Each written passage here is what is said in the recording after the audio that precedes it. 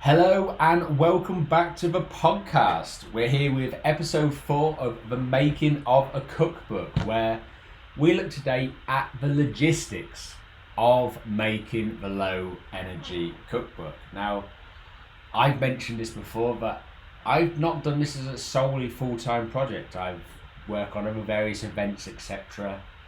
In the meantime, and this was an add-on project, a bit of a side project for me. But I feel it's very much dominated the last 3 months trying to put this together. What I've done is I've just worked late nights. I get the odd day, half day in the week.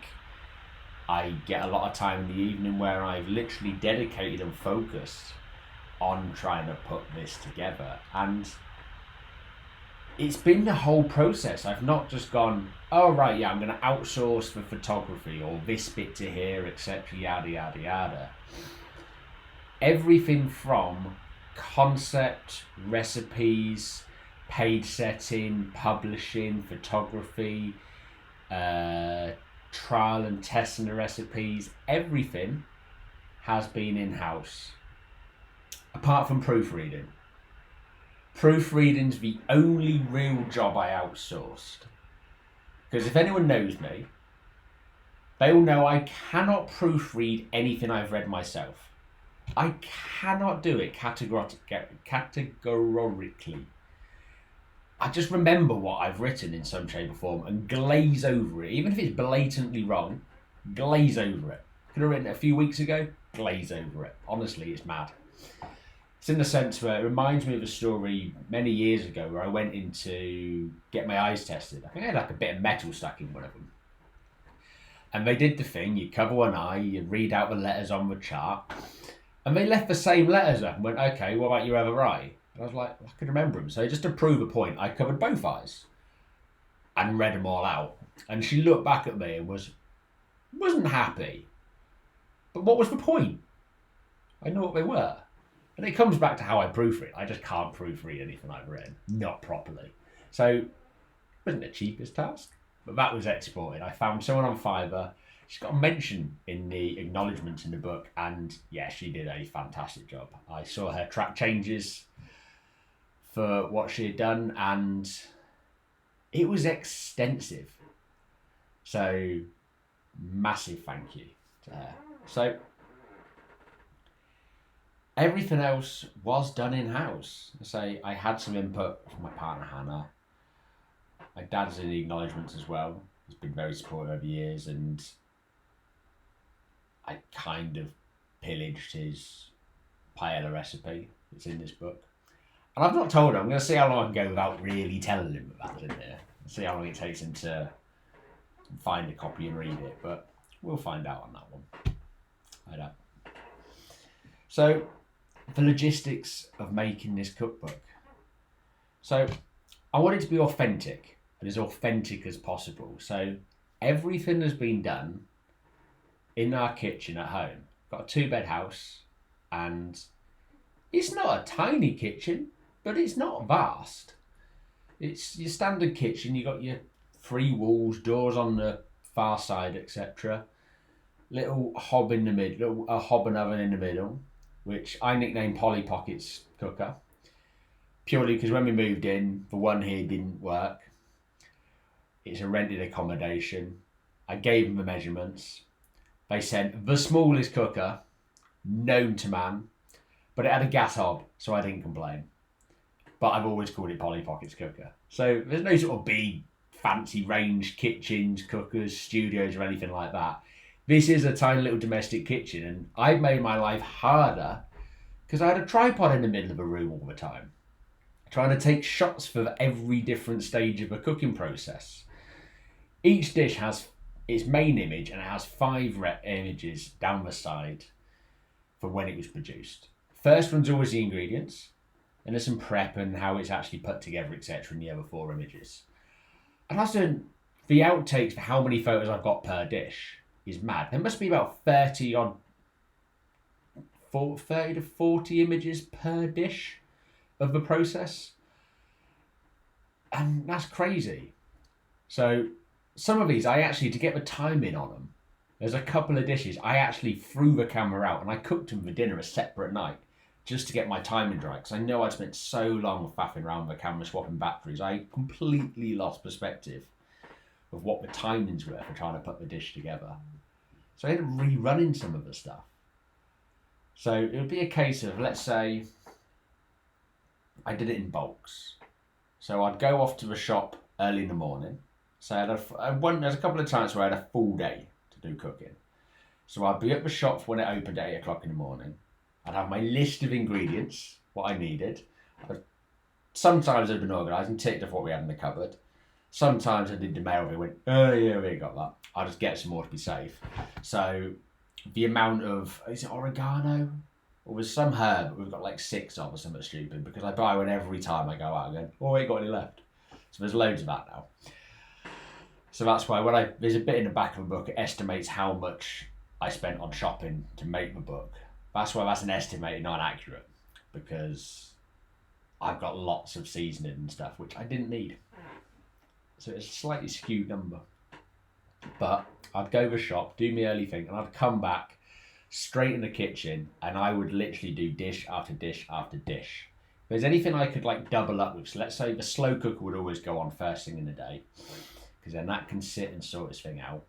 If there's something to go in the air fryer in the background, that would go on. And then I'd use the hob and start working through. So there was times there was 3 dishes going on at once. Technically one day was 5. There's the meal prep section where we do prep all 5 and then they go in, etc. But that was fairly controlled. But yeah, I do remember there was the slow cooker on, the air fryer on, some on the hob. As soon as that was done, the next thing was on the hob. And I think my record was like 9 dishes in one day or something. It was in like a 5-hour period. And it's mentally exhausting.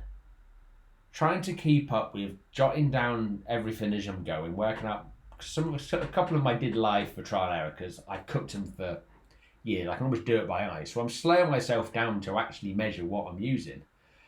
And it was a challenge trying to put them together. It took a few recipes to get in the sort of process and quick routine of using the camera to get my sort of key shots that we needed. But yeah, I just did like a day cooking, photography, writing what was going. Then in the evening, I'd sit, offload the photos, drag them into my templates that I've already made up for my page setting. And I would literally then sit and type up all the recipes, set all the cooking times and calculations and all the maths for what it cost to make them in the evening, or sometimes they would double up in a couple of days' time. I'd do them. There's other times where I'd like come in, I'd be out at work or in the office, and I'd come back and I'd dinner, and I'd do a couple of days worth of dinner in one go. And I'd do like 2 dishes. I'd casually do them. If Hannah's not back till late, I'd try and get 2 dishes done. And it was like a constant thing of working out, can I squeeze a couple in here? I was trying to plan my gaps in my diary. Like, I'm going to have a full day cooking here. I think there's one day I got really frustrated because I ended up, A, I missed a cooking day. But B, I'd also spilled a pint of water over my Mac. Not coat, my laptop. And I was frantically trying to find Apple stores where I could go and check it in. I live in Watford. For them to literally say, it's kaput. So there's all the faff of trying to deal with that and swapping laptops and stuff around in the mix of it. But yeah, it was brutal. But yeah, it was a case of I would squeeze in cooking where I could, take the notes and just squeeze it in. I'd then log in. I don't think I've mentioned what I use for publishing yet. But I use Canva. I'll cover publishing to the next episode. I'll come on that more then, but I then sit offload and upload over to the cloud all photos and set it up that way. And then yeah, it was fun. So I'm starting to ramble a little bit now. It's giving me a headache just thinking back to the sheer process of when it was really, really mad, especially those early days, trying to get that sort of big hit, because I wanted to get a good dent in it early on. So it didn't feel like too much of an uphill struggle trying to go, there's still another this many dishes to do. And that wasn't even the bulk of it as well. Well, the bulk of it was cooking, but it wasn't the end of it. So I got to a stage a few weeks back where everything was cooked. And it was a case of I had to sit and make sure everything was all typed up properly. All the photos were all uploaded properly. My consistencies were right. I proofread it a few times. My proofreader was still busy, but I proofread it a few times, sorted it out, played and changed a few bits. Once I got it back, I then realised I had to try and tweak the layout a little bit because I changed what size page and what paper printing process I was using. So I had to then redo all the page setting on the entire book. There was another thing where I ended up missing out on the pages, so I had to rechange all the pages last minute, all the page numbers and all the content pages. Now each section's got its own contents page, as well as a contents page at the front, and 170 odd pages. That was a stressful couple of hours where I tried getting my head around doing that. But yeah, it's been a marathon trying to squeeze all these little bits in everywhere to put it together. And it proves it's definitely possible for anyone to go and do. The only sort of thing I think I used, which not everyone has, is the photography lights, which when it came to evening photography was very beneficial. So I've got a couple of big sort of spotlights. The ones I got off eBay, they're not a lot, it's like 100 quid worth of lights I've got in total. A couple of big boom arms and stuff. And they were used for taking a lot of the sort of dish photography and stuff like that. Other than that, everything's been like a little point and shoot camera. Hang on. If you watch this on YouTube, you can see this is all I'm using. It's a decent one, but it's a little decent point and shoot. Scary if it's gone up in value since I bought it 4 years ago as well. But hey, yeah, it's a good camera. But it's nothing special. I've used a domestic small kitchen. Photos I've done myself. You can even use there's a couple of them actually I hadn't done on my iPhone. The photos.